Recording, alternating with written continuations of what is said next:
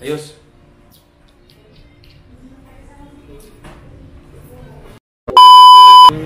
Yun na lang.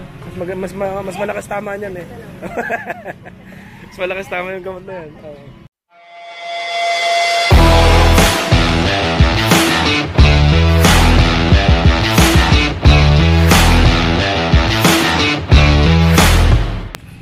Good morning guys. Ang hirap mahirap nagkaroon ng pangkaso.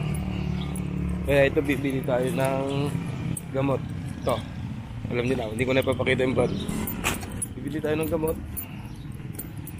Dito sa may sa may butika, malapit lang sa station, walking distance lang. Buti na lang may malapit dito. Bibili tayo. Ang hirap ng may upo, may sipon, masakit ng ulo, masakit katawan, tapos nilalagnat. Tapos naka-duty pa. Hirap.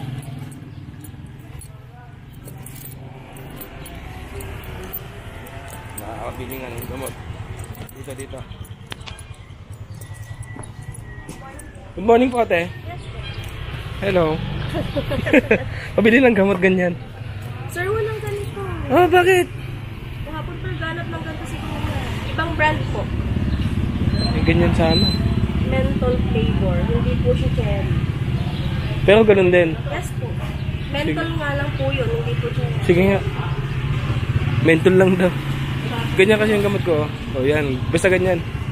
So dito, malapit lang. Dito sa... Ito kasi hospital na to, infirmary. Parehas lang. Histacin. Histacin po yung one niya. Yung brand name niya. Ito po kasi Canis. Oh. Magkano? 85 po. Mas mahal. Mas mahal siya. Yan, Ibang brand po kasi. 40 lang yan eh. Oo. Mabisa kasi yan kasi nilalagnat ako eh. At kayo po iinom. Oo. Mabisa. Meron po kaming capsule na Depenhydram eh. Yun na lang. Mas malakas tama niyan eh. Mas malakas tama yung gamot na yan. Ito na lang sir. Sige. Yun lang. Diba? So yun guys. Hirap talaga ng naka-duty na may lagnat. Inom na tayong gamot. So ito na. Mabisa na yung nakabili natin gamot. Which is na siya, syrup. Pagka sa adult 4 na ganito. Yun. Okay guys.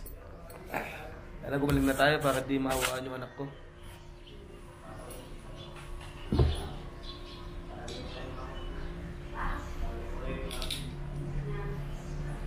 Apat daw na ganito eh. Apat daw na kutsara. Pag adults 24 times a day.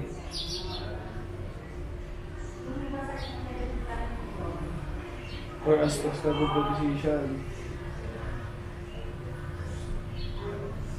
Tinibig ko, wala naman tayo 24 times a day.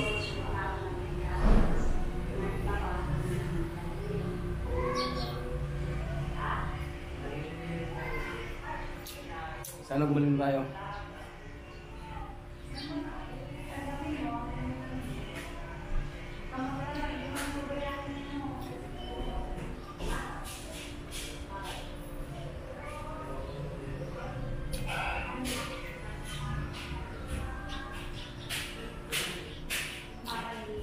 Ayos.